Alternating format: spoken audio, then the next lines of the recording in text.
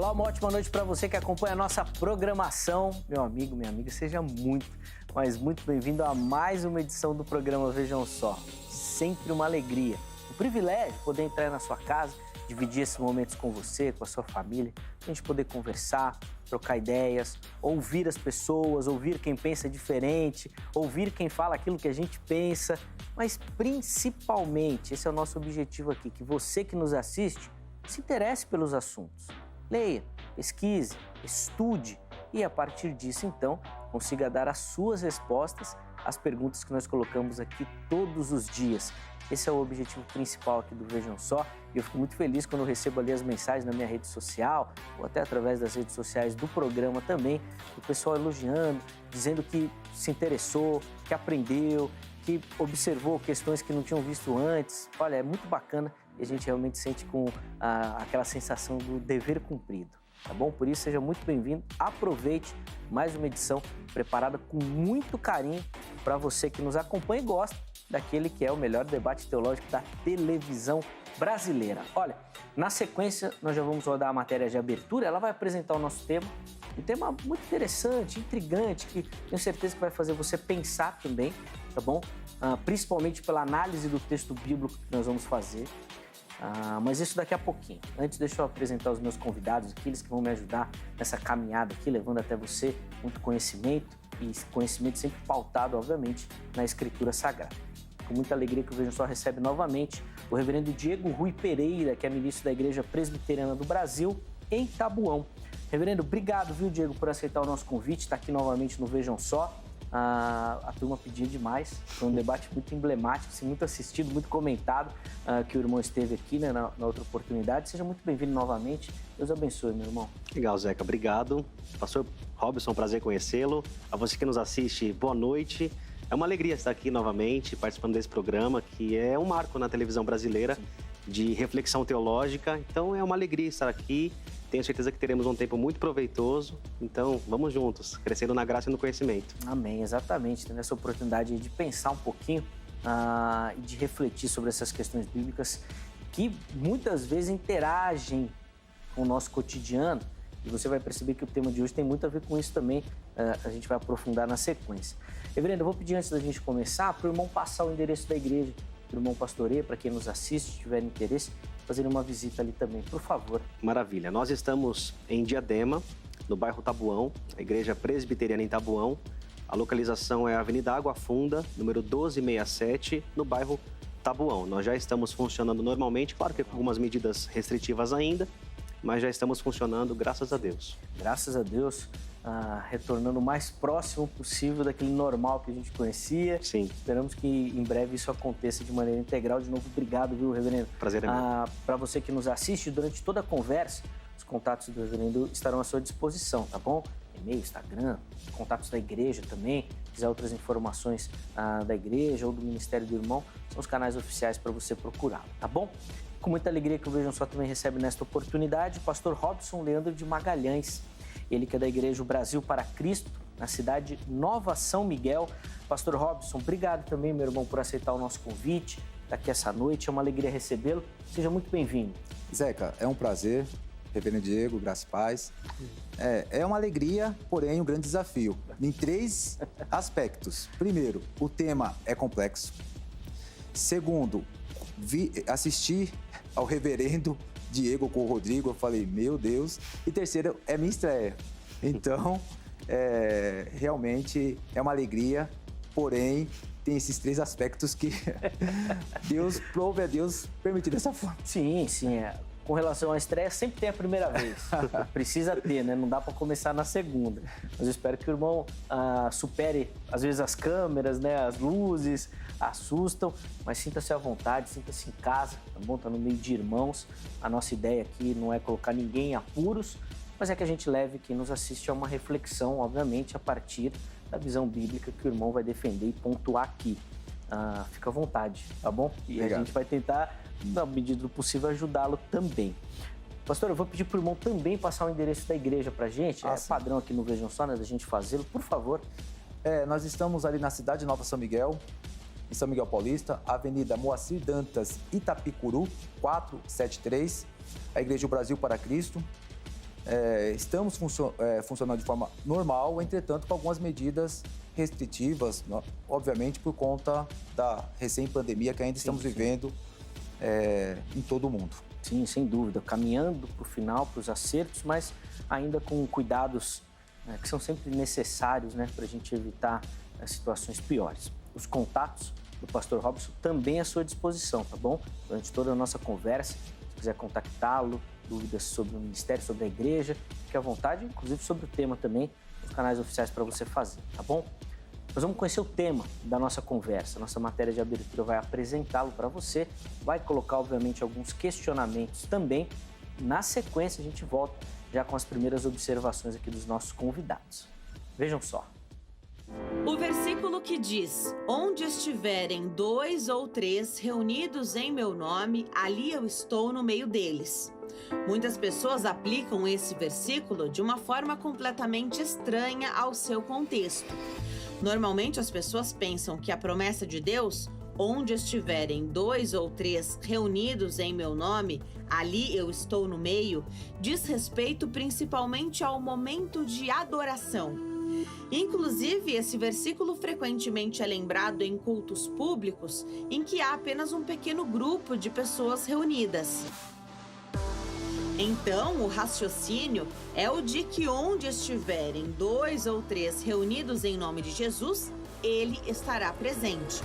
Sem dúvida, onde estiver a igreja reunida para adorar ao Senhor em obediência à sua palavra, ele estará presente, independente do número de pessoas. Além do mais, o Senhor Jesus garantiu a sua presença aos seus seguidores em todos os momentos até a consumação dos séculos, e essa promessa não foi condicionada ao fato de eles estarem em dupla ou formando um trio.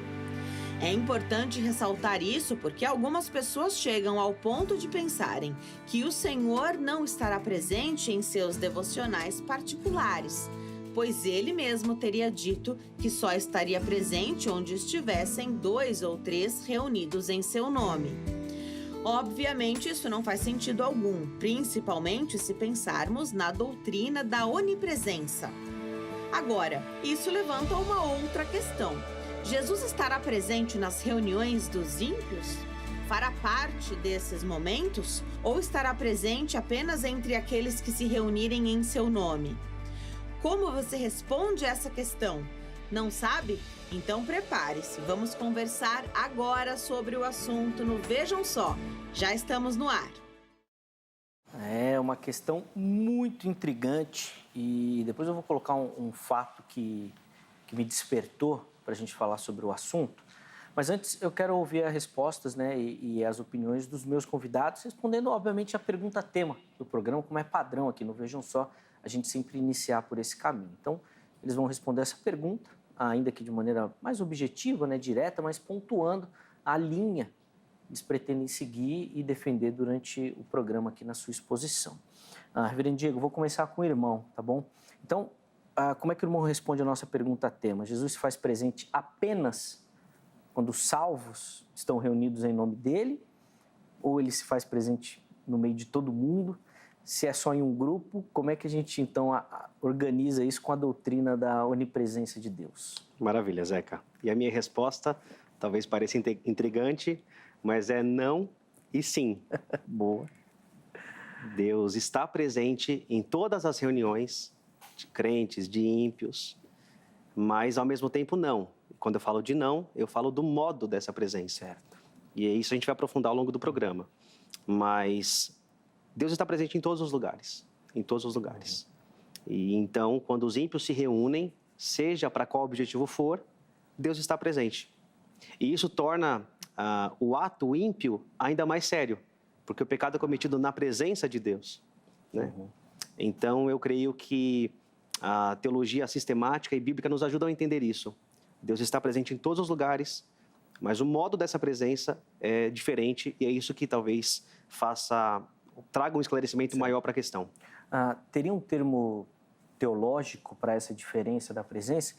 E eu, enquanto o irmão falava, eu trazia aqui à mente uma distinção que os calvinistas fazem muito com relação à graça, né? Uma graça comum e uma graça específica, salvadora, para aqueles para os eleitos, teria algum termo técnico ou seria mais essa diferença mesmo da ação de Deus? Sim, os teólogos usam termos diferentes para se referir a essa diferença da presença de Deus, mas eu creio que a diferenciação feita pelo Michael Horton, na sua teologia sistemática, é muito útil para nós. Ele faz a separação entre a onipresença ontológica do ser de Deus e a onipresença relativa, como é o modo da manifestação dessa presença de Deus. Eu creio que essa distinção é muito útil para nós, para entendermos a onipresença quanto ao ser de Deus, mas o modo dessa manifestação. Eu acho que isso é muito útil para a gente. Sim, sem dúvida. Inclusive, a indicação aqui maravilhosa, esse livro do Michael Horton, vale muito a pena a leitura.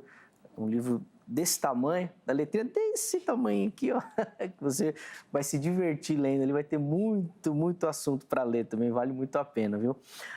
Pastor Robson, eu quero também ouvir a opinião do irmão sobre o tema, mas antes, eu vou inclusive pedir perdão, né, que era para ter feito isso no bloco anterior, e eu acabei passando.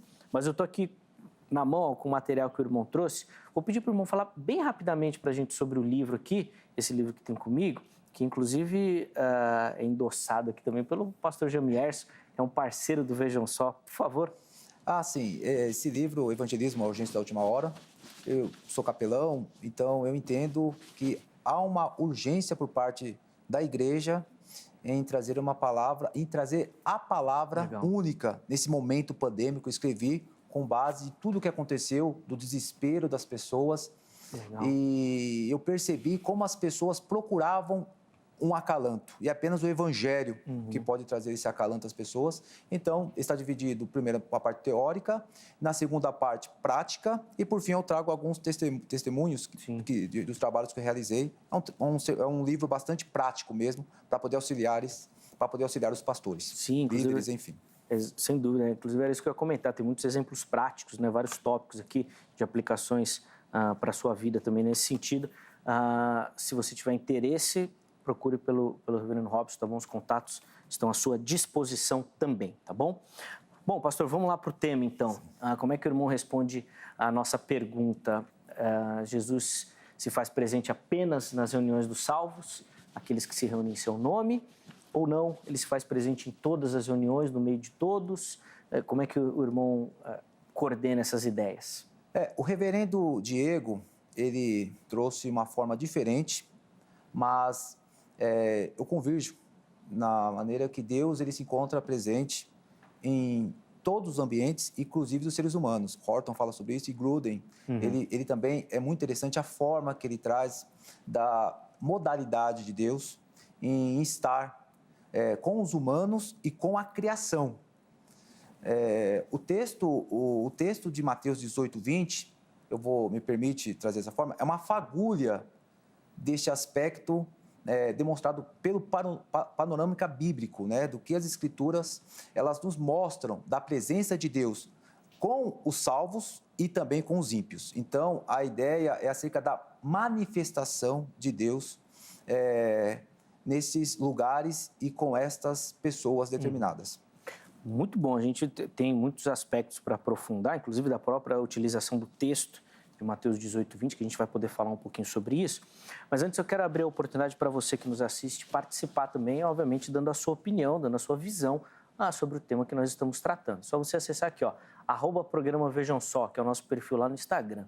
E lá você vai encontrar as nossas enquetes, vai encontrar a oportunidade de mandar perguntas que serão feitas aqui aos convidados, de acordo com o tema. Pode mandar sugestão de pautas para a gente conversar aqui, sugestão de convidados também. Fique à vontade.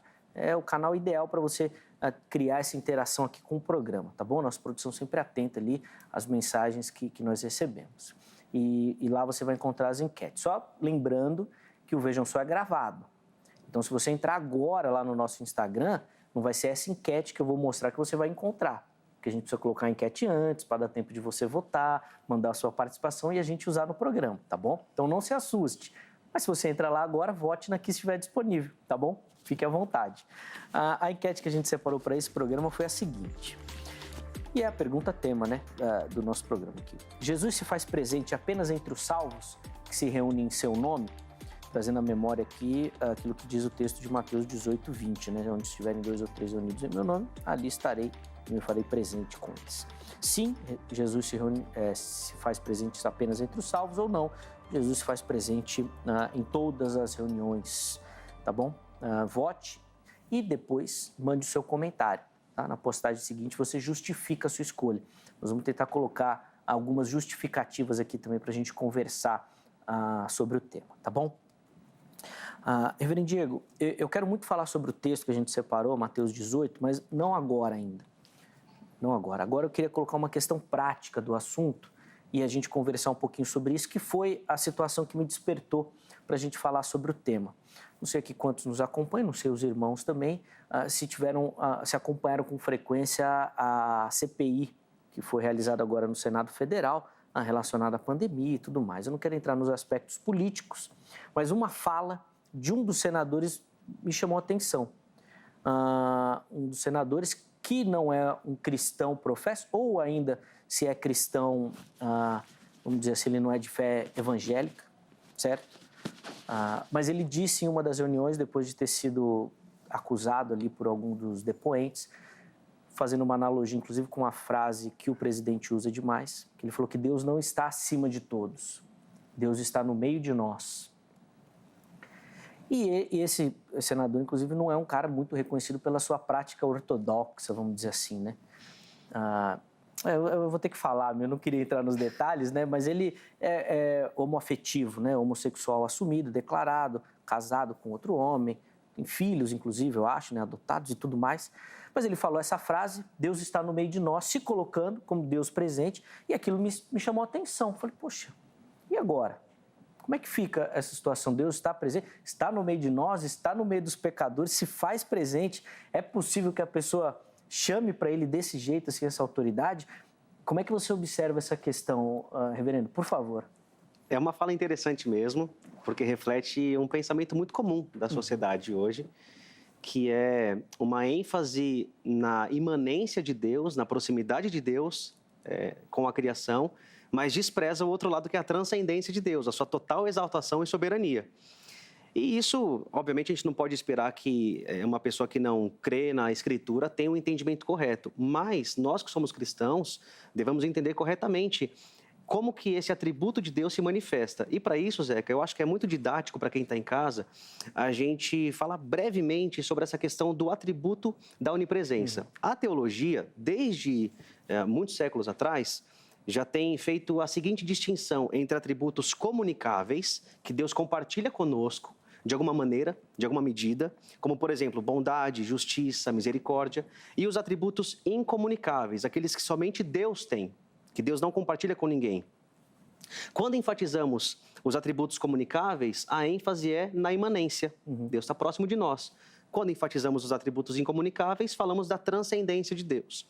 E dentro dessa caixinha dos atributos incomunicáveis, existe um que a teologia chama de infinitude ou infinidade. E essa infinitude de Deus pode ser aplicada tanto para o ser de Deus, quanto para a relação de Deus com a criação. Quando a gente aplica a infinitude para o ser de Deus, nós estamos querendo dizer que Deus é infinito em seu ser e em suas perfeições. Aliás, é isso que a Confissão de Westminster, lá no capítulo 2, primeira frase, fala. Deus, apenas um Deus verdadeiro, que é infinito em seu ser e em suas perfeições. Não há limitação para o ser de Deus e ele é infinitamente santo, infinitamente bondoso e assim por diante. Quando a gente aplica a infinitude para a relação de Deus com a criação, a gente tem duas subdivisões. A infinitude aplicada ao tempo é eternidade. Deus está acima do tempo e não tem início nem fim.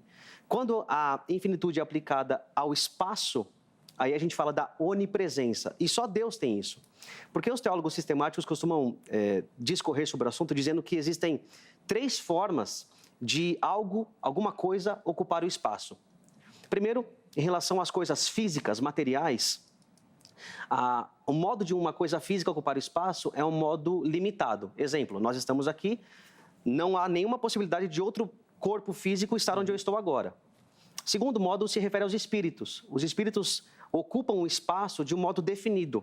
É possível que espíritos ocupem o mesmo local, que não é possível para nós. Exemplo, o endemoniado de Gadara era possuído por milhares de demônios que estavam no mesmo corpo. Mas mesmo assim, eles estão em um lugar definido. O terceiro modo é aplicado somente a Deus. Deus ocupa o espaço de modo pleno. Então, quando falamos que Deus é onipresente, nós falamos basicamente 3 coisas. Primeiro, Deus está em todos os lugares. Segunda coisa, ao mesmo tempo. Não há espaço no universo em que Deus não esteja, porque Deus é espírito e ele não se divide. Não tem parte de Deus aqui e parte de Deus acolá. Ele está em todos os lugares, ao mesmo tempo, na plenitude do seu ser.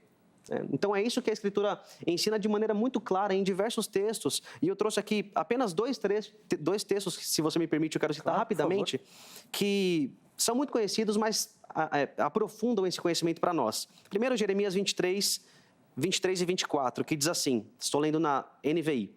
Sou eu apenas um Deus de perto, pergunta o Senhor, e não também um Deus de longe? Poderá alguém esconder-se sem que eu o veja, pergunta o Senhor.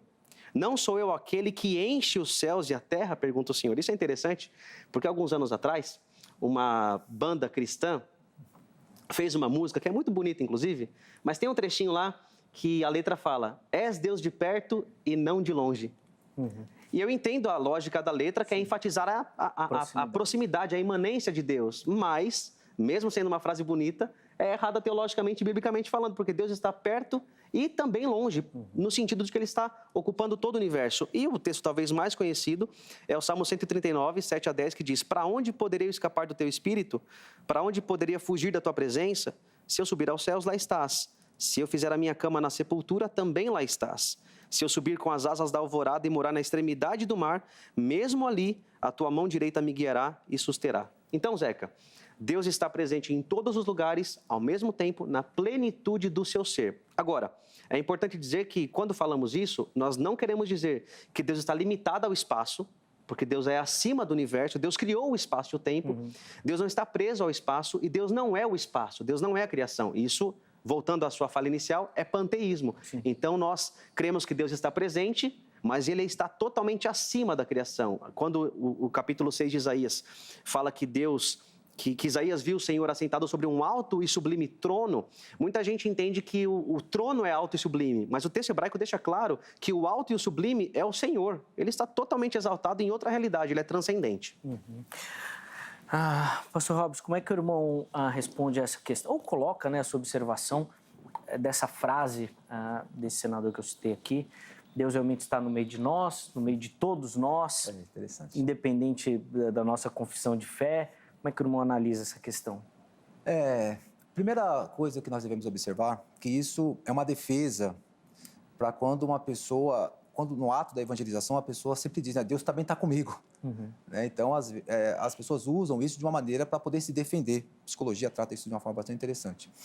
Mas, quando nós falamos acerca da onipresença de Deus, eu vou fazer aqui um uso de uma linguagem de Calvino, que é acomodação, porque para eu poder explicar algo, né, porque o finito, em demanda do infinito, está infinitamente distante. Então, é muito complexo. Mas eu trouxe aqui acerca de que Gruden fala que Deus ele está, como o reverendo Diego falou, plenamente em todos os lugares, simultaneamente, porém de modo diferente. E um dicionário teológico é uma coisa bem interessante, que ele traz dessa forma, que quando se trata da onipresença de Deus, nós devemos compreender que todos os humanos e toda a criação está diante de Deus. Ou seja, nada foge aos olhos de Deus. Eu quero aqui pegar um texto para poder ratificar essa minha colocação, se o reverendo me permite. Claro, por favor. Em Gênesis 3:8, que diz assim, abre aspas, e ouviram a voz do Senhor Deus, que passeava no jardim pela viração do dia, e esconderam-se Adão e sua mulher da presença do Senhor Deus, entre as árvores do jardim, fecha aspas. Então, quando nós falamos acerca da onipresença, como o reverendo Diego já falou, da parte imanente, que Deus ele permanece dentro, mas ele não faz parte da criação, senão isso é panteísmo, ele é transcendente, ele a criou, ele está acima de todas as coisas. Nós temos que entender a modalidade que ele se encontra. Então, a palavra hebraica para passeava é metihaya, que significa o quê? Que Deus ia e vinha constantemente passeando no Éden. Em outras palavras, Deus permanecia constante no Éden, de forma plena. Não que ele visitava o Éden no entardecer, não é isso. Deus permanecia ali, permanecia constantemente. A onipresença dele era constante.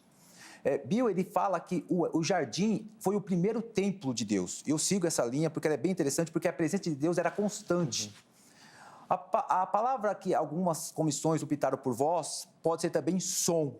Leroa, que é a viração, pode ser traduzido por tempestade. O que significa isso? Que a presença de Deus teve 2 momentos, antes da queda e pós-queda. Antes da queda, a presença de Deus era uma presença para abençoar, manter o que ele determinou ao homem, governo e todos os outros aspectos que está ali no texto de Gênesis, e bem como também gozar da sua criação, por conta de 6 vezes ele fala que a criação é muito boa. Porém, pós-queda, a presença de Deus é uma manifestação de juízo. É por isso que eu tenho essa possibilidade, eu sigo essa linha, que em Gênesis 3, versículo 8, Adão e Eva, eles ouviram um som como de uma tempestade, algo assim que os deixaram assustados e os que fizeram correr. Portanto, a presença de Deus, a manifestação que é divergente entre os salvos e os ímpios. Até usando essa analogia que o irmão acabou de citar, e aí quando eu penso nessa posse que não dá para falar que é o pecador, porque todos somos pecadores, né? Mas daqueles que não conhecem a Deus assim de maneira pessoal, de como é diferente com Adão e Eva. Porque quando do pecado, Adão e Eva ouviram que Deus chegava e o que eles fizeram? Se esconderam. E nós estamos falando aqui de pecadores que querem a presença de Deus, que querem que ele fique ali, mesmo diante da sua fragilidade. Aí eu pergunto, teria o pecador que se esconder, fugir da presença de Deus? Ou essa presença é necessária no sentido de que sem a presença de Deus ele nunca vai conseguir chegar a uma confissão de pecado, a um arrependimento, uma regeneração e tudo mais. Então a presença se faz necessária para que, se for da vontade de Deus, aquele pecador se converta também. Assim então, Zeca, eu vou seguir a linha de Bavinck, que ele fala, eu vou parafrasear, ele fala algo bem interessante de uma pessoa que quer cometer algo errado. E eu vou chegar nesses 2 pontos, desse aspecto de salvação e nesse aspecto de juízo, desses modos diferentes que Deus ele está no meio da sua criação. Bavinck ele parafraseando, ele fala que uma pessoa, para poder fazer algo de errado, ele se isola num lugar bem escuro. Né? Aí ele fala assim, abre aspas, quer fugir dele, fuja para ele. O que Bavinck está dizendo? Fecha aspas. Ele está dizendo assim, não tem como fugir dos olhos de Deus. Não tem de forma nenhuma fugir dos olhos de Deus. Então, a manifestação de Deus em determinado contexto, vou pegar no meu contexto, tá? No contexto jurídico, vamos falar de um crime perfeito. A pessoa, ela comete ali um estupro, sequencialmente um homicídio. Ninguém está vendo, ele está completamente isolado numa mata, mas Deus está ali numa modalidade de juízo. É por conta disso que ele será condenado. Entretanto, há pessoas ímpias que precisam e buscam Deus, porque Deus, ele age nas pessoas para que as pessoas possam, porque a salvação pertence a Deus e vem do próprio Deus, e Deus age nessas pessoas. E é muito interessante, porque eu quero contar até um caso rapidamente aqui, de uma pessoa que não é cristã, e ele, rapidamente, ele falou, Deus, no meio da pandemia, perdemos emprego, tudo me ajuda. Ele me contando isso. Imediatamente a esposa recebeu o emprego. O que eu quero dizer? Deus, ele está presente para poder abençoar, Deus está presente para poder salvar o ímpio, e Deus está presente para também trazer juízo diante de uma pessoa que tenta esconder um fato promíscuo, imoral ou criminoso. Que ele realiza, né? Reverendo Diego, esse entendimento que a gente percebe, então, principalmente na fala desse senador, queria que o irmão pontuasse isso, fica muito de uma visão superficial do conhecimento de Deus, no sentido assim, hoje parece que Deus sempre é amor. Talvez a frase não tenha ficado boa, ele é amor de verdade, sempre amor, mas parece que as pessoas só ficam com esse atributo. Então, Deus tem que estar aqui no meio da gente, vai ser bom. Mas esquecem, de repente, desse aspecto de juízo, né, de consequências. Passa essa impressão a utilização dessa frase? Sim. O pastor Robson citou o Bavinck e ele tem uma frase muito interessante trabalhando sobre a questão da onipresença de Deus. E ele fala assim, Deus está em todos os seres, mas não todos os seres estão com ele. Exatamente. É essa a ideia. O que acontece, Zeca, é que, como você bem disse, é muito proveitoso para o coração humano não regenerado pensar apenas no atributo do amor de Deus, né? E, aliás, tem muita gente dentro da igreja, do segmento evangélico, que elenca o amor de Deus como sendo o atributo. E, para isso, usam 1 João. Deus é amor. Certo. Então, tá vendo? A definição bíblica é que Deus é amor. E sim, é verdade, Deus é amor, faz parte da sua natureza. Mas as pessoas se esquecem que essa não é a única afirmação que fala Deus é alguma coisa. Exemplo, Hebreus fala que Deus é fogo consumidor, né? João 4 fala que Deus é espírito. Então, eu não posso fazer um recorte bíblico e colocar acima de todos os atributos que eu gosto. Se a gente pudesse elencar um atributo que perpassa todos os outros, se a gente pudesse fazer isso, talvez a gente nem possa fazer, Sim. mas em prol da didática, a gente falaria que o atributo central que perpassa todos os outros é o atributo da santidade de Deus. Porque o único atributo de Deus na Escritura elevado à terceira potência é a santidade. Deus não é dito que ele é amor, amor, amor, ou que ele é justo, justo, justo, mas ele é santo, santo, santo. Isso tanto em Isaías quanto em Apocalipse, aplicado para o Deus Pai e em Apocalipse para o Deus Filho. Então, e o texto hebraico, quando eleva alguma coisa à terceira potência, é a ênfase máxima, né? Então, só que não é confortável para o ser humano pecador, rebelde, ímpio, pensar que Deus é santo. Porque pensar que Deus é santo é automaticamente lembrar que eu não sou. Sim. E se eu não sou santo, se eu sou ímpio, e se esse Deus é totalmente santo e justo na sua santidade, eu tenho que responder a ele. Então isso não é interessante, não é bom. E infelizmente esse pensamento, Zeca, entrou com muita força dentro da igreja evangélica. Muita gente enfatiza apenas que Deus é amor, que você é aceito, e Deus aceita todas as pessoas.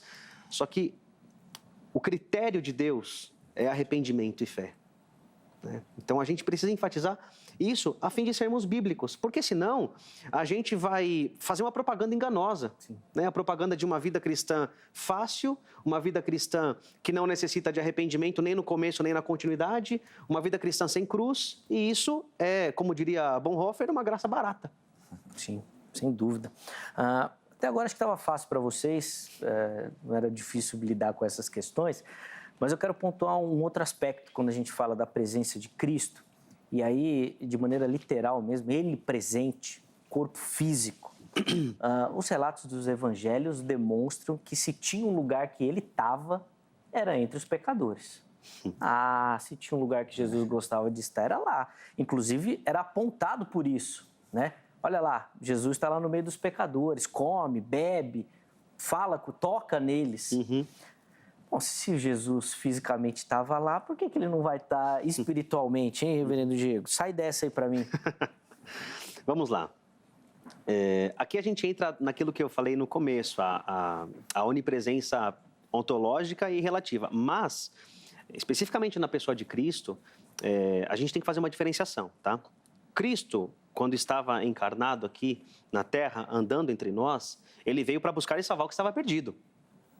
E boa parte da sua ação de andar com pecadores era não apenas por amor aos pecadores, mas também era para juízo dos fariseus que se achavam justos. Exemplo, lá em Lucas capítulo 15, quando Jesus vai contar as parábolas, né? A parábola da dracma perdida, da ovelha perdida e do filho pródigo, essa única história com 3 atos, essa parábola com 3 atos, ela tem uma motivação. Jesus estava sendo acusado pelos fariseus de comer com publicanos e pecadores. Então, Jesus estava com pecadores sim, a fim de mostrar sua graça, de levá-los ao arrependimento. E é interessante pensar que Jesus adequava a sua abordagem de acordo com a pessoa. Exemplo, mulher samaritana, João 4. Jesus fala na cara, busca o seu marido. Não, mas eu não tenho. É verdade.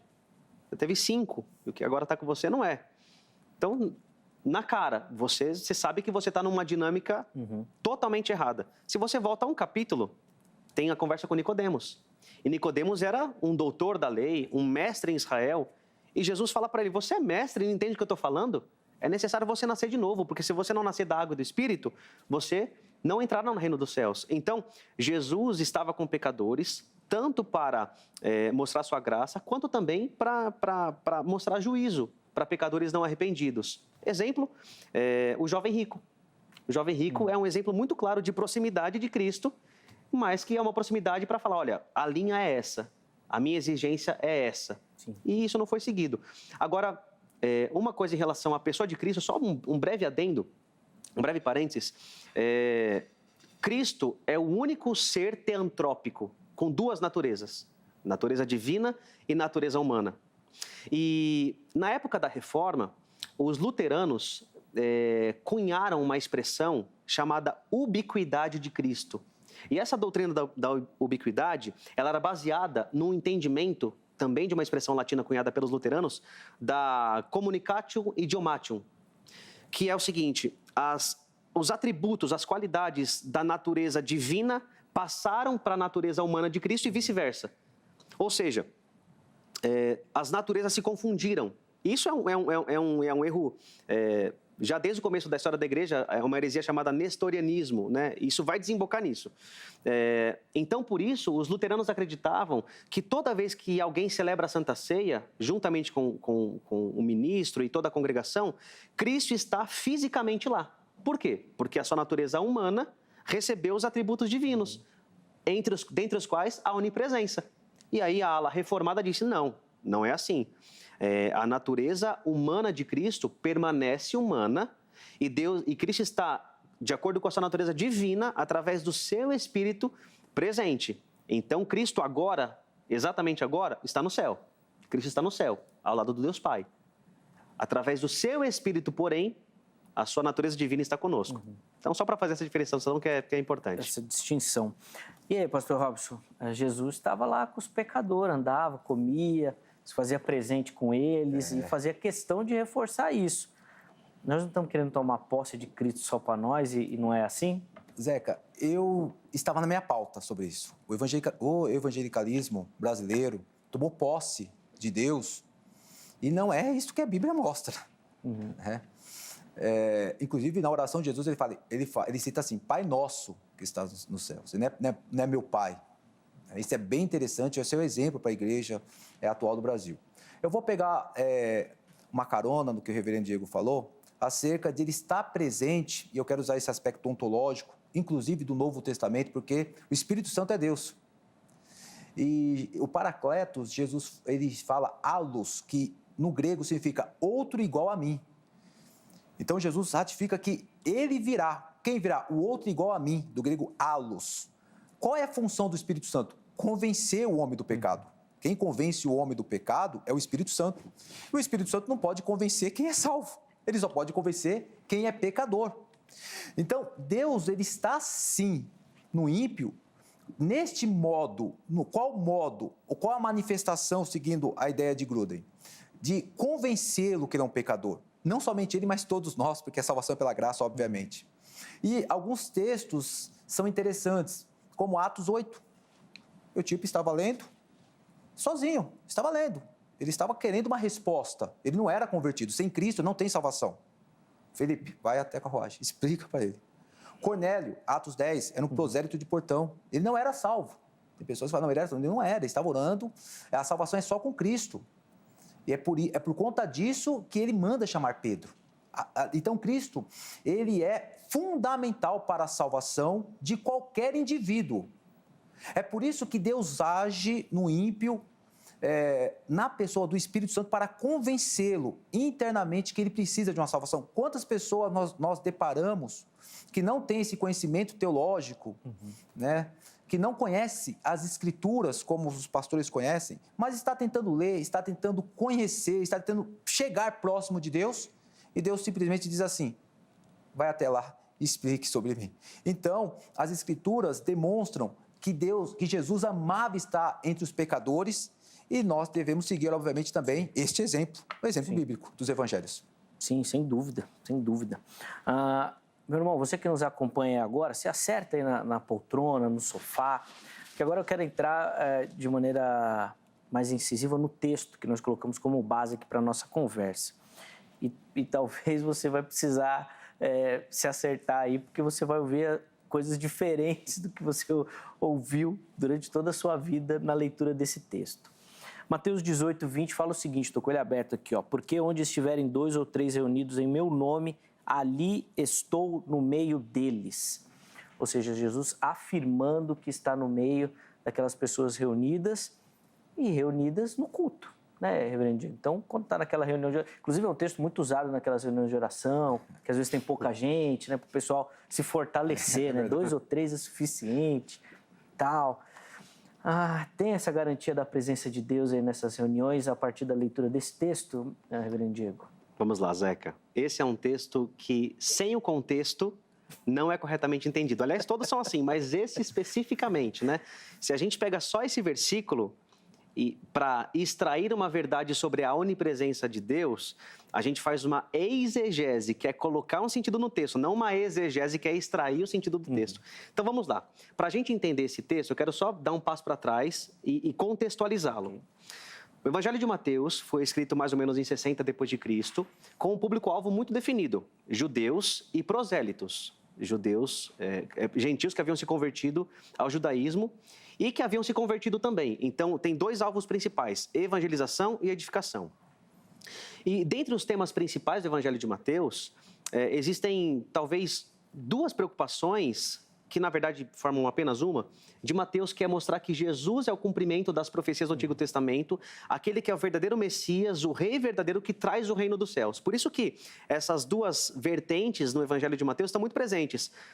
O cumprimento das profecias, né, aquela fórmula para que se cumprisse o que foi dito pelo profeta X, mostrando que Jesus é o Messias, e também a expressão reino dos céus. Isso é presente em todo o Evangelho de Mateus, mostrando que Jesus é o cumprimento. E é por isso que o Evangelho de Mateus ele é estruturado em torno de 5 grandes discursos sobre o reino. Então, primeiro grande discurso, Sermão do Monte, a dinâmica da vida no reino, Mateus 5 a 7. Segundo grande discurso, a expansão do reino através da missão dos apóstolos e discípulos, Mateus capítulo 10. Terceiro grande discurso, as parábolas que explicam o reino, Mateus capítulo 13. Quarto discurso, a dinâmica dos relacionamentos no reino, Mateus 18. E quinto grande discurso, a chegada escatológica do reino, Mateus capítulos 24 e 25. Então veja que o texto de Mateus 18, 20 faz parte do quarto grande discurso, a dinâmica dos relacionamentos no reino. E toda essa conversa, esse grande discurso de Jesus, inicia-se por conta de uma provocação dos discípulos. Eles falam assim no versículo 1, Senhor, quem é o maior no reino dos céus? Uma pergunta, diga-se de passagem, nada humilde, né? Porque, é claro, conhecendo um pouco dos discípulos, eles esperavam talvez que a resposta fosse: vocês são os maiores, vocês são os meus escolhidos, meus pupilos. E aí Jesus, dos versos 2 a 4, ele pega uma criança da multidão e fala: o maior é como essa criança. Não no sentido de pureza, porque nenhuma criança é pura, já nasce pecadora, mas no sentido de submissão e humildade. Exatamente. Depois, do 5 até o 9, versos 5 a 9, Jesus vai falar sobre a advertência para aqueles que que cometem a queda de um pequenino, né? E aqui pequenino não é mais uma criança, mas um discípulo, né? Então, até o final do capítulo, pequenino não tem mais o sentido de criança. Depois, os versos 10 a 14, Jesus vai contar uma história mostrando como Deus trata os pequeninos, como um exemplo para nós. É a parábola da ovelha perdida. E aí, finalmente, dos versos 15 até o 20, Jesus trata para nós, mostra para nós como na comunidade do reino, um cristão professo que cai em pecado deve ser tratado. Então, o verso 20... está dentro de um contexto de dinâmicas de relacionamento e especificamente sobre o pecado que acontece dentro dessa comunidade do reino. E aí Jesus fala que o tratamento para o irmão que peca, ele tem 4 passos que não visam a humilhação, não visam ganhar do irmão, não visam ganhar um argumento. Visam, na verdade, ganhar o irmão, conquistar o irmão. E aí o texto fala para nós, dos versos 15 em diante, que a primeira coisa é: se o irmão pecar, você vai e conversa com ele individualmente. Se ele se arrepender, reconhecer o seu pecado, tudo resolvido. Segundo lugar, se a conversa pessoal não resolver, você chama 2 testemunhas ou 3 testemunhas.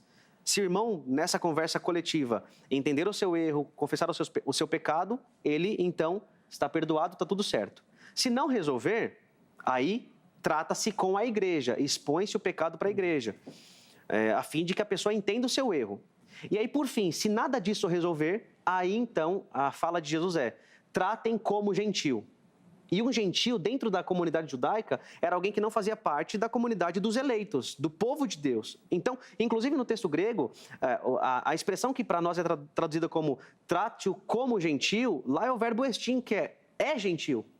Então, se depois desses 4 passos, essa pessoa, esse cristão professo, não abandona o seu pecado, não confessa o seu pecado, então ele deve ser considerado como alguém que não é cristão. Então, esse passo extremo, a gente chama de excomunhão. É a disciplina na igreja que passa por esses passos e culmina na excomunhão. Então, é dentro desse contexto que Jesus promete: onde estiverem 2 ou 3 presentes, reunidos em meu nome, ali estarei eu presente. É dentro de um contexto de disciplina eclesiástica, quando a igreja se reúne para tratar um irmão que não se arrepende do seu pecado, que não abandona o seu pecado, e então, por isso, ele vai ser julgado e, se necessário, realizada a excomunhão. Como acontece, por exemplo, em 1 Coríntios. Paulo fala claramente: tirem esse homem do meio de vocês. Para que ele seja entregue para Satanás, para que seja salvo. E aí, só para concluir, quando o texto fala desses 2 ou 3... dentro do contexto, a ideia daqui a pouco a gente vai falar mais sobre isso nos detalhes, mas a ideia eu estarei presente chancelando, confirmando a decisão da igreja de realizar a excomunhão para alguém que está continuamente pecando de maneira impenitente. Sem esse reconhecimento. E aí, pastor Robson, como é que o irmão faz a leitura desse texto? Já que o que o reverendo Diego colocou aqui, não é a leitura comum, né? Ou pelo menos mais comum do texto, não é assim que todo mundo faz, né? Como é que o irmão observa essa questão? Esse texto, Zeca, ele é bastante conhecido como aquele também que para não deixar a igreja, em Hebreus. São 2 textos que as pessoas usam, mas o contexto, né? A teologia bíblica, os propósitos por quais Mateus coloca esse texto são distintos realmente. O reverendo Diego falou algo muito pertinente e eu vou iniciar, portanto, do versos 15 a 20. De fato, a ideia é uma disciplina com humildade, é uma disciplina de resgate. Isso é muito claro no texto. E esse 4º discurso, dos 5 que nós temos em Mateus, é destinado para a liderança, porque os discípulos seriam e foram os apóstolos posteriormente. E é interessante porque os textos rabínicos, eles são claros em também trazer essa ideia de uma disciplina progressiva, individualmente, depois com testemunhas e, por fim, diante da igreja. Mas nós não podemos entender como uma reunião de oração e nem mesmo como culto, porque o contexto e o texto grego não enfatiza isso. O verso 19, a NVI traduziu em qualquer assunto, o texto grego é peripantos pragmatos. Eu fiz uma tradução literal, tomei a liberdade, que diz assim: qualquer coisa, coloquei aqui um pronome relativo, que pedirem. Então, o que Mateus está enfatizando? Que Jesus estará presente em qualquer coisa que a igreja, que os irmãos agirem em harmonia. Se a igreja agir em harmonia, numa disciplina com humildade, de uma disciplina com amor, evidentemente o reino dos céus irá ratificar isso. Deus, obviamente, converge com toda essa disciplina de humildade, com amor. Mas o mais interessante disso, Zeca, é o que Jesus fala no verso 20. Por quê? Jesus, ele diz que estará presente. Quando nós lemos Salmos, 82, verso 1, abre aspas, eu vou ler aqui rapidamente, diz assim: Deus permanece com os juízes de seu povo, fecha aspas. Por que eu digo isso? Porque possivelmente há a possibilidade que Jesus, quando diz essas palavras, ele remete a Deuteronômio, que fala, 19, 17, que fala acerca das testemunhas. E ali são questões judiciais. Olha que interessante, tem uma lição aqui muito importante que às vezes nós deixamos de lado. Jesus se compara com Deus. Jesus está dizendo assim: eu estarei no meio dos juízes. Então, a ideia aqui, primeiro, é mostrar que a disciplina ela tem que ser uma disciplina com humildade, com amor. Os líderes têm que pensar desta forma. Ele estará presente em situações em que nós decidirmos com harmonia, convergência. O reino de Deus, obviamente, estará conosco. E Jesus, ele assume, no verso 20, o lugar de Deus. É esta a ideia do texto grego e esta a ideia de Jesus. E para poder finalizar, os versos 21 a 35, que não foram citados aqui pelo reverendo Diego, eles ratificam de forma absoluta essa ideia da importância do perdão, porque Pedro, ele mostra ali uma falsa virtude para dizer quantas vezes tem que perdoar, 7 vezes, né? E os textos rabínicos afirmam que seriam até 3 vezes. Aí Jesus fala 70 vezes 7, ou 70 vezes 7, ou algumas traduções 77. Aí Jesus traz uma nova parábola acerca de um servo que não perdoa uma dívida menor em relação ao que ele devia, mesmo vendendo toda a família, a dívida era impagável. Inclusive, alguns livros teológicos afirmam que se tratam de 100 milhões, outros já falam de bilhões por causa da inflação. É bem interessante isso. Frank Tillman e outras teologias falam sobre isso. Então, o que ocorre? Aí Jesus fala acerca desse perdão. Olha, você deve perdoar, porque a sua dívida é muito maior com Deus. Você é um pecador muito maior que os publicanos. E por fim, ele finaliza no verso 35, então perdoe o seu irmão de coração. Então, é esta a ideia da presença de Jesus sob quaisquer assuntos, seja numa reunião de oração, seja num assunto ministerial, seja durante um culto em casa, seja numa questão familiar e que estão envolvendo ali os cristãos. Então, é essa a ideia do texto apresentado por Mateus. Então, na visão do irmão, a gente pode usar esse texto para reunião, para culto, para essas reuniões de adoração, não necessariamente só para as situações relacionadas à disciplina? Sim, baseado no texto, ele não pode ser utilizado a priori. A priori, não. Mas, quando nós pegamos aqui essa tradução, qualquer coisa que pedirem, então, possibilita a ideia até para uma reunião de oração, mas não é essa a ideia apresentada no contexto. A ideia do contexto é uma questão de disciplina com humildade. Essa é a ideia apresentada no contexto. Mas quando nós buscamos subterfúgio no texto grego, com essa ideia, né, apresentada aqui para qualquer assunto, então não há problema, a meu ver, de nós também utilizarmos para qualquer outros aspectos dentro do cristianismo, quaisquer outros aspectos. Porque a divergência, Zé, ela ocorre por N fatores. Porque quando nós pegamos o texto utilizado por Jesus no 5º livro do Pentateuco, eram para questões judiciais. Jesus faz uma aplicação, ele planifica novamente as colocações, as regras contidas no Antigo Testamento. Tanto que Pleurosai planifica, ele traz essa planificação, esse novo entendimento. Então, eu compreendo e, a meu ver, a priori, o texto apresenta questões de disciplina, questões disciplinares. Mas nada impede, de uma forma posteriori, ser usado para outras questões que ocorrem em desarmonia dentro da comunidade cristã. Para outros momentos também. Reverendo Diego, eu vou amarrar, então, essa passagem de Mateus 18, eu entendi a visão do irmão aplicada à disciplina, com Mateus 28, versículo 20, que é o encerramento do Evangelho, que a fala é a seguinte, a fala de Jesus, né? E eis que estou convosco todos os dias até a consumação dos séculos. E eu vou amarrar essas duas ideias na seguinte pergunta. Jesus fala que se tiverem 2 ou 3 reunidos em nome dele, ele estará, estarei convosco até a consumação do século. Sobre qualquer circunstância, no caso de Mateus 18, da disciplina, Jesus só estará presente se eles tiverem cumprido aquilo que falou nos versículos anteriores. Em Mateus 28, quando ele fala que estará convosco, só se cumprir aquilo que foi dito anteriormente, de pregar o evangelho, fazer discípulos, batizando, ensinando, discipulando e tudo mais, tem uma condição ou não? Estamos reunidos em nome de Jesus, mesmo que seja para fazer o mal. Ele está lá presente dessa forma aqui que ele está dizendo, dessa forma integral, vamos falar assim, ou só estará mediante o cumprimento de condições que ele mesmo colocou? Ok. Para responder isso, Zeca, eu só vou dar um passo atrás para pegar um gancho do que o pastor Robson falou. Por favor. Porque isso vai desembocar justamente em Mateus 28, que era o texto que eu citaria a seguir. Boa. Tá? Então, deixa eu dar um passo para trás. O meu entendimento é um pouco diferente do pastor Robson, porque, sim, é verdade que Cristo está conosco em todos os momentos. Ele está com o seu povo. Mas eu não vejo necessidade de usarmos o texto de Mateus 18, 20 para isso.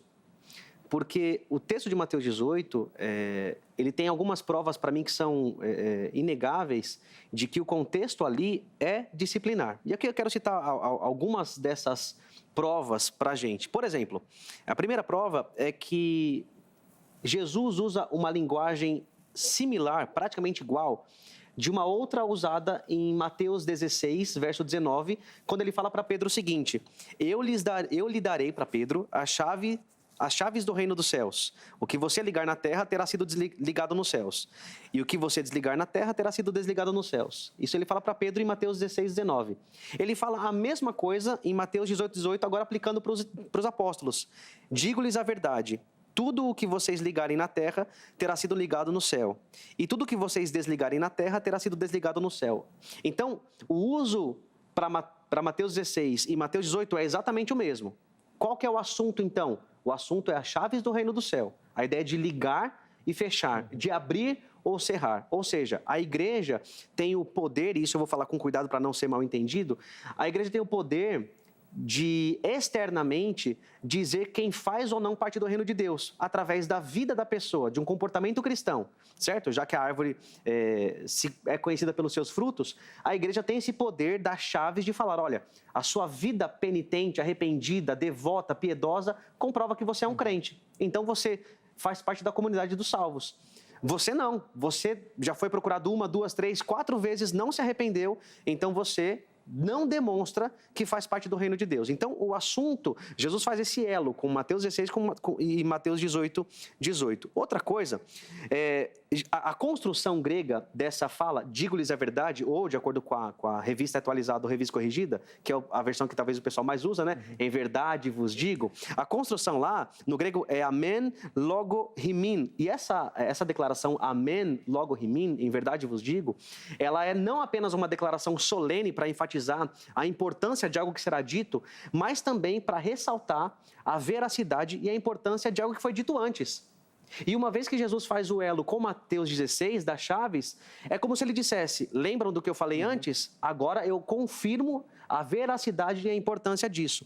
Outra coisa, em Mateus 18, 19, Jesus fala o seguinte: também lhes digo que se 2 de vocês concordarem na terra em qualquer assunto, tal, e ele continua, isso será feito pelo meu Pai. Jesus usa novamente aqui a construção amen, lego, himin.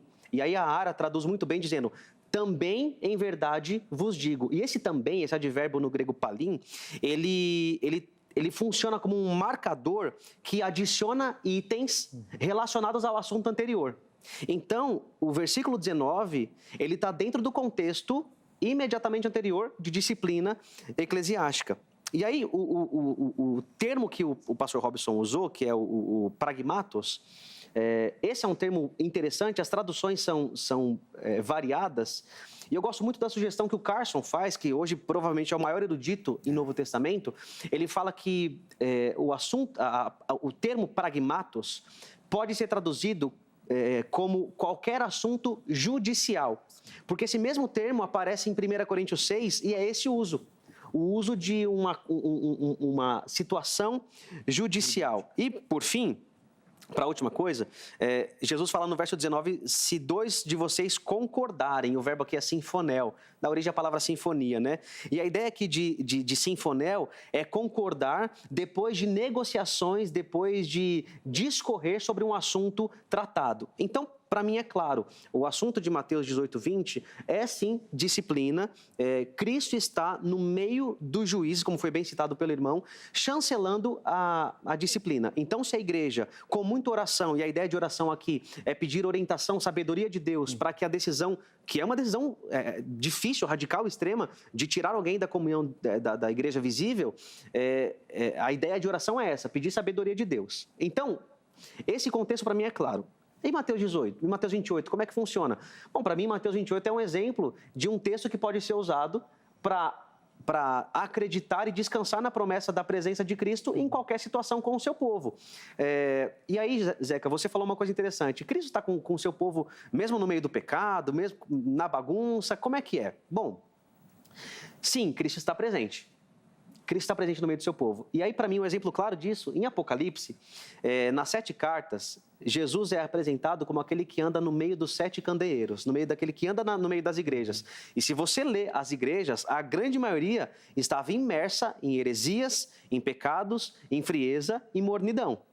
Então, o que a gente vê é que Cristo anda assim no meio das igrejas, Deus está presente no meio do seu povo, ora para abençoar, ora para trazer disciplina para o seu povo, certo? Então, não existe condições para que Cristo esteja presente com o seu povo. Existem condições para que o povo de Deus seja abençoado, para que o povo de Deus cresça na graça e no conhecimento. Então, em relação a isso, sim, existem condições e a gente chama isso de processo de santificação. Quando o crente vai se santificando, ele vai sendo abençoado por Deus e assim por diante.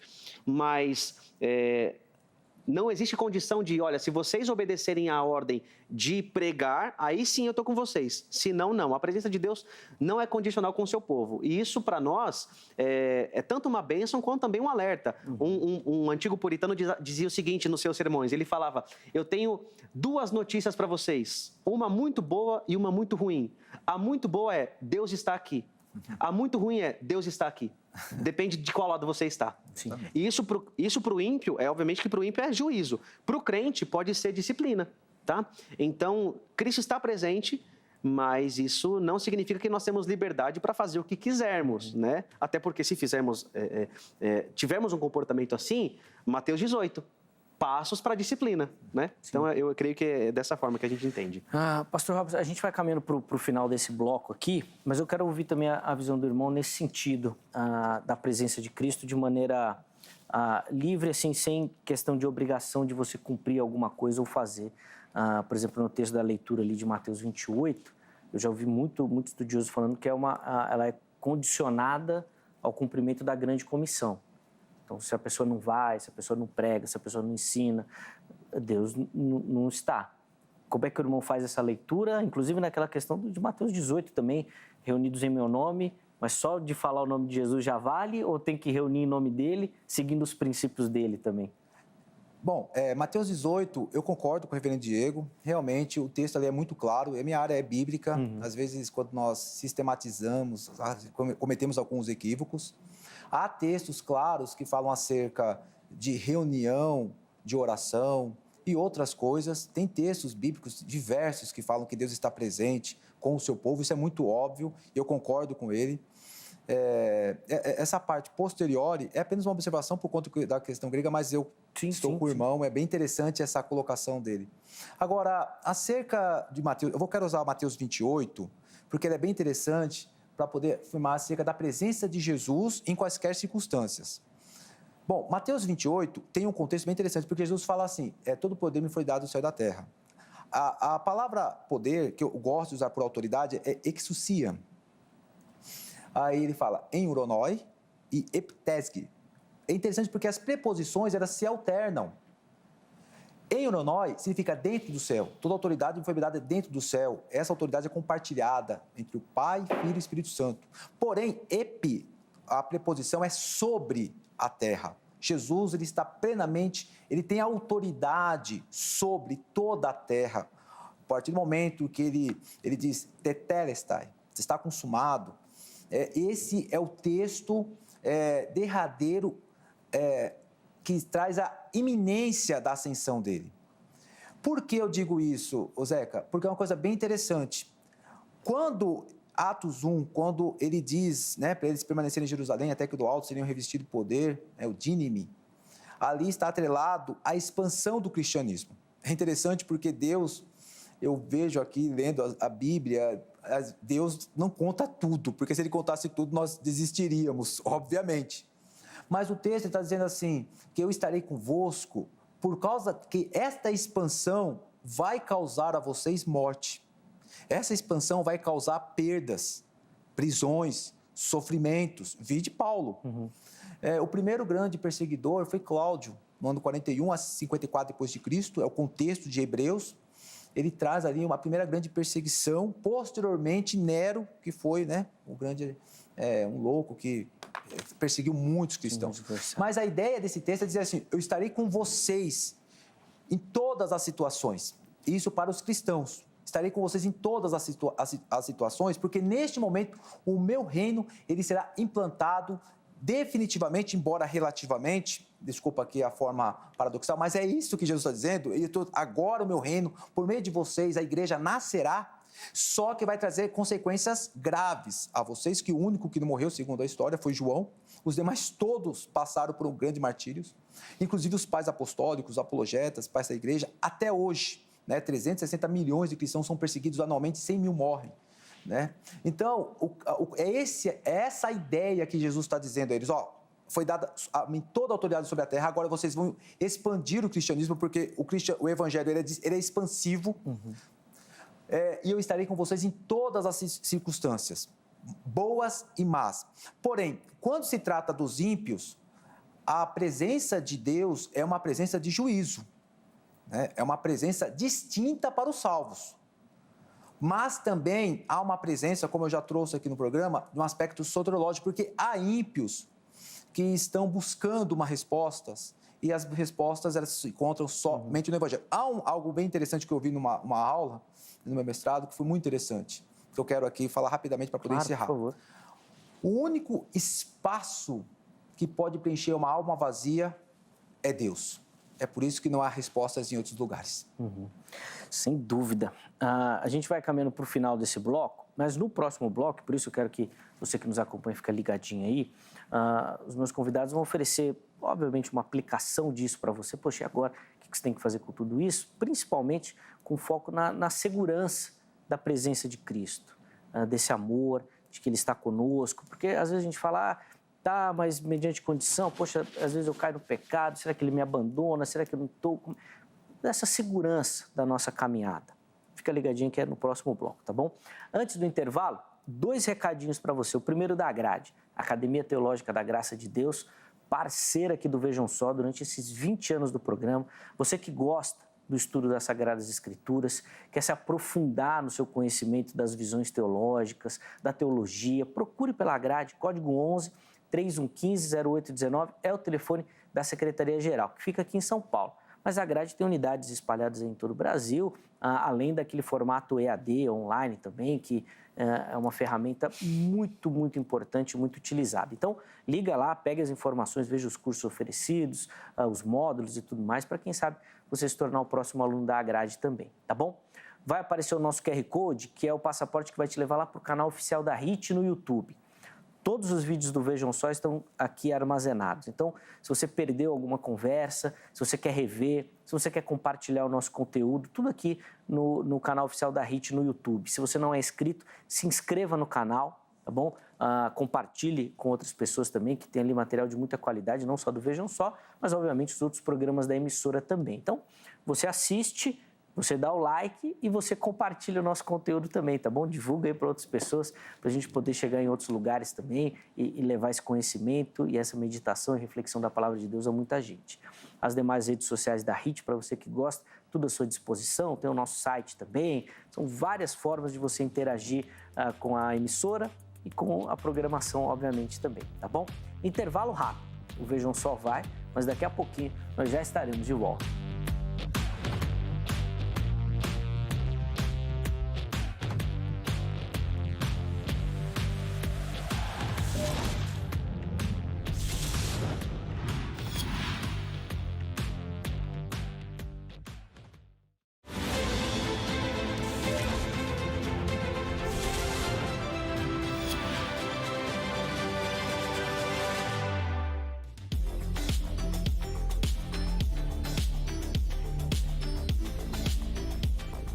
Muito bom, já estamos de volta com o Vejam Só, intervalo rapidíssimo na nossa conversa.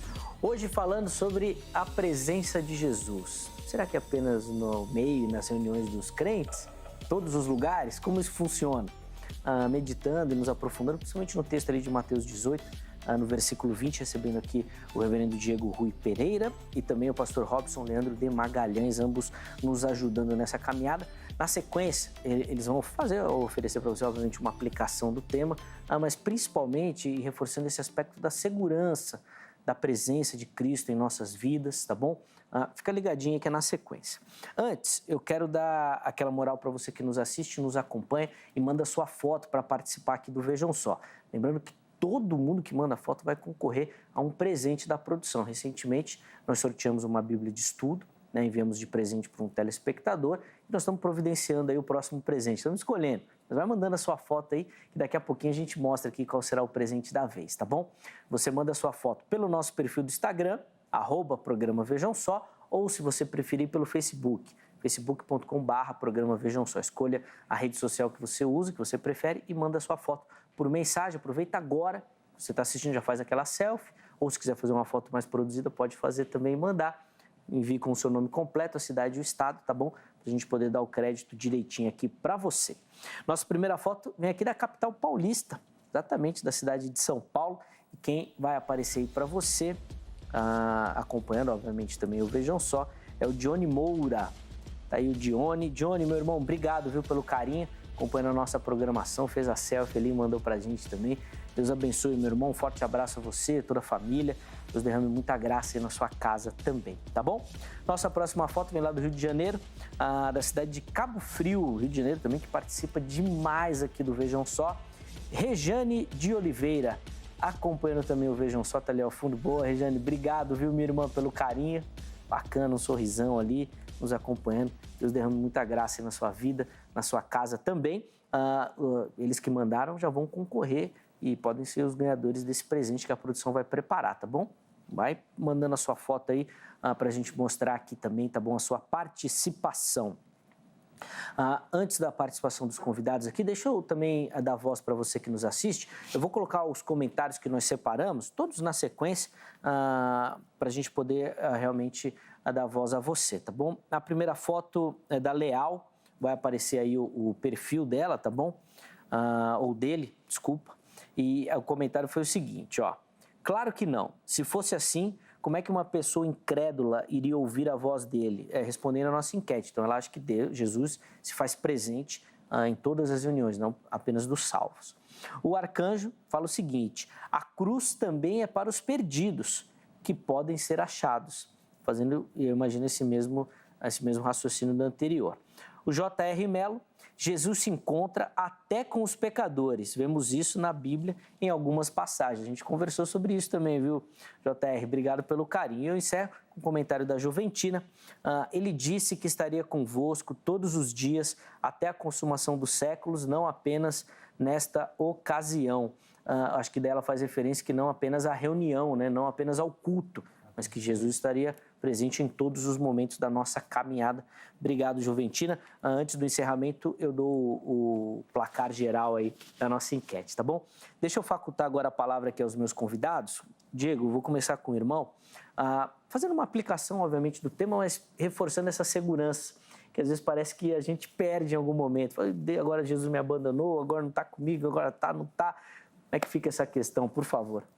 Zeca, nós, enquanto pecadores, falíveis, afetados pelo pecado não apenas individual, mas coletivo, nós muitas vezes perdemos o senso da presença de Deus. E isso não é exclusivo nosso. Quando nós olhamos para os Salmos, diversas vezes o salmista pergunta: o Senhor me abandonou? Sim. O Senhor não está do meu lado?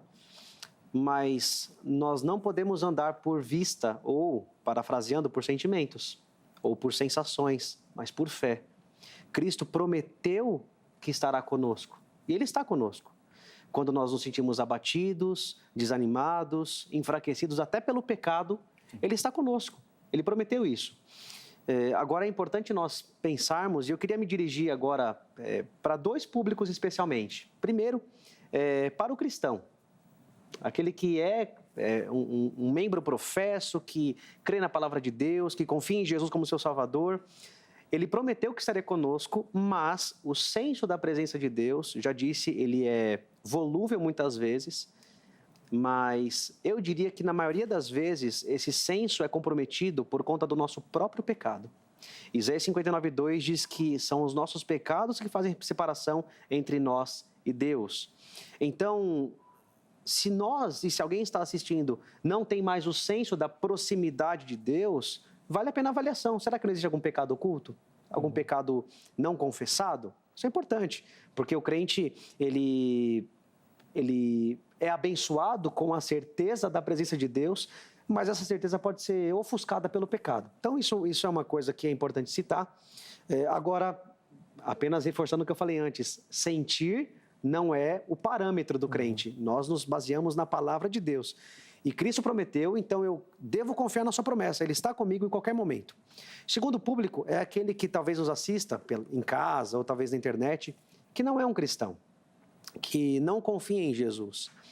E para esse público, Zeca, a onipresença de Deus, ela é tanto um convite para o arrependimento, quanto um alerta.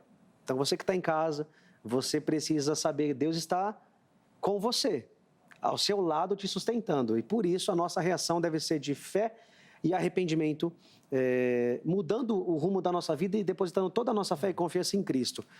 Agora também é só não apenas um convite para a salvação, para o arrependimento e fé, mas também um alerta.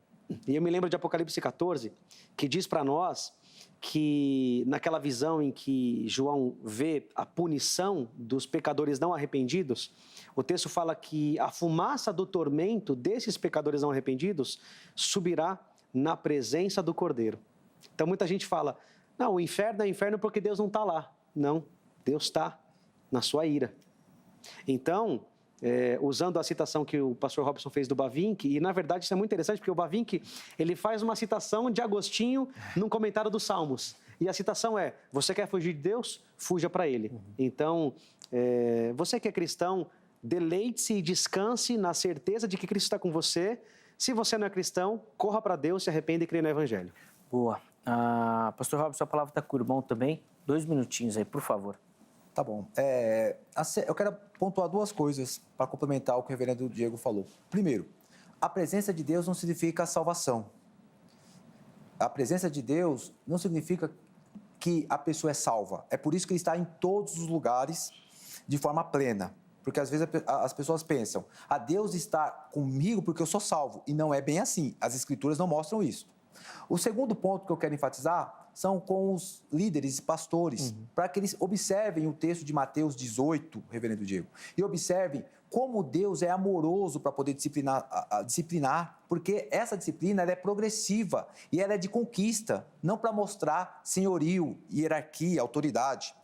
Vamos pegar o exemplo prático de Davi, que pecou, adultério, homicídio, mentiu, e mesmo assim Deus lhe foi misericordioso. Portanto, Deus está conosco neste momento de pandemia, neste momento de crise mundial. A igreja pode ficar em paz e nós, como líderes, pastores, professores, devemos orientar a igreja para que esse aspecto de disciplina ela possa ser com humildade, com muita humildade. Eu observo isso no texto de Mateus 18, que é a fundamental lição para nós, para a igreja atual. Muito bacana, pastor Robson. Obrigado também pelo carinho, Deus abençoe. Diego também, obrigado pelo carinho, pelas palavras. Acho que foi um momento onde você que nos acompanhou realmente pôde ser levado a uma reflexão. Contato dos nossos convidados à sua disposição também, tá bom? Fique à vontade para localizá-los por lá. Antes da gente encerrar a edição de hoje, põe na tela aí, por favor, o resultado final da nossa enquete. Nós perguntamos para você que nos assiste se Jesus se faz presente apenas nas reuniões entre os salvos que se reúnem no nome dele. E aí você tinha 2 opções, sim ou não. 44% daqueles que votaram responderam que sim, Jesus se faz presente apenas entre os salvos. 56% responderam que não, Jesus se faz presente entre todos.